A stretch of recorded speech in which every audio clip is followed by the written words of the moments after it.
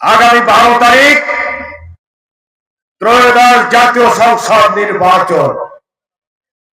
এই নির্বাচনে ইতিমধ্যে বাংলাদেশের জনগণকে দুটি ধারায় বিভক্ত হতে দেখা যায়। একটি ধারা স্বাধীনতার পক্ষের শক্তি, দেশ রক্ষার শক্তি, মা মাটি মানুষকে রক্ষা করার শক্তি, আর একটি শক্তি দেশকে বিকিয়ে দেওয়া স্বাধীনতা বিরোধীদের শক্তি। আমি বিস্তারিত যেতে চাই না, সেখানে সিদ্ধান্ত আপনাদের।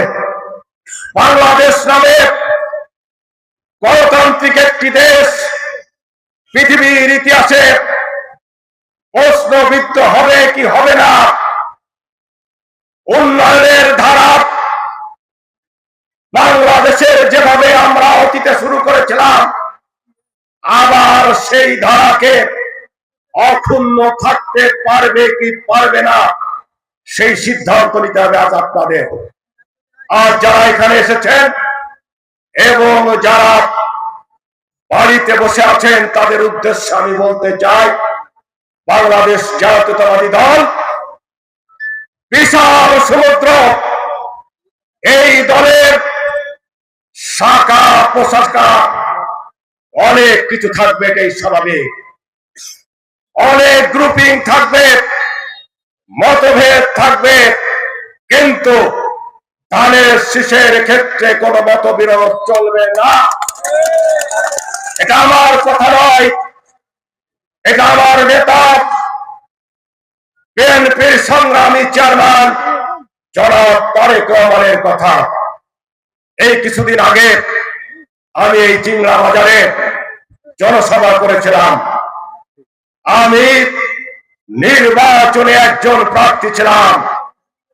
সেদিনও বলেছিলাম, আমরা যে যার পথে আছি, ধানের শীষ যেখানে থাকবে আমরা সেখানে থাকব। তাই আমি আজকে আমার ব্যক্তিগত পক্ষ থেকে, দলের পক্ষ থেকে কোন বিভ্রান্তে বলতে চাই, কোন বিভ্রান্তে কান দেওয়া যাবে না।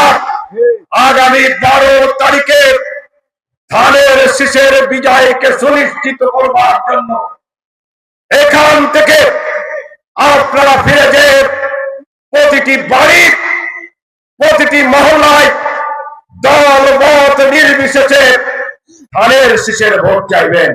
আবুল হোসেন আজাদকে অনেকে হয়তো পছন্দ নাও করতে পারেন, কিন্তু ধানের শীষের বাইরে যাওয়ার কোন সুযোগ নাই।